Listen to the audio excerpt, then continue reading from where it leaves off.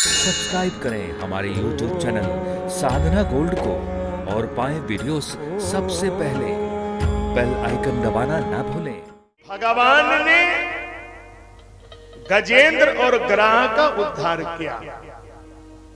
अब विचार करने वाला बिंदु यह है कि मैंने कह दिया, आपने सुन लिया, लेकिन यह कैसे माना जाए, यह चिंतन का बिंदु है। एक गज का, एक हाथी का पांव किसी ग्राह ने पकड़ लिया। अब अगर इस बात को हम यहां उठाते हैं तो आप तो इसको स्वीकार कर लेंगे, आपका तो कल्चर ऐसा है, वेद ने पुराण ने जो कहा है आप उसको मान लेंगे। अदर इंडियन कंट्रीज, अगर हिंदुस्तान को छोड़कर किसी और देश में हम इस बात को बोलते हैं तो वो तो मीडिया ही मुझे खा जाएगी।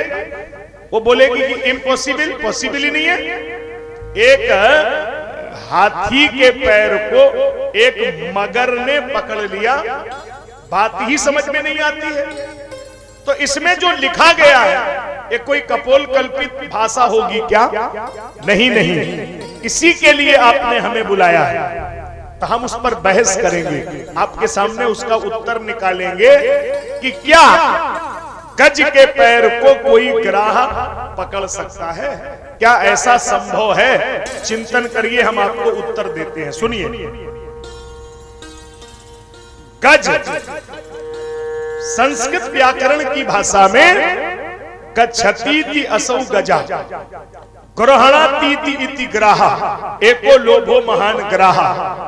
गृह माने घर, गज माने हाथी।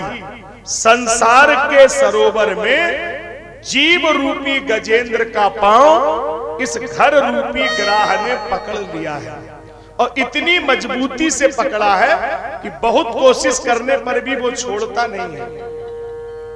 समझ में नहीं आया, मैं दोबारा फिर समझाता हूं। अपने हाथ में इस उंगली से लिखिए, लिख सकते हैं आप लोग, लिखिए गृह, लिखिए गृह। अच्छा थोड़ी जगह छोड़ दो, आगे लिखो हस्ती।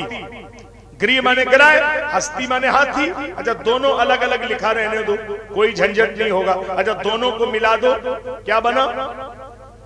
गृहस्थी। बस यही कथा है। जैसे ही ये घर हमारा पैर पकड़ लेता है फिर हम इसमें छूट नहीं पाते हैं। अब आपके सामने दूसरा प्रश्न ये खड़ा है कि आचार्य जी, जब ये घर ने मेरा पैर पकड़ लिया, हम छूट नहीं पाते हैं, तो फिर हम भागवत में कैसे आए?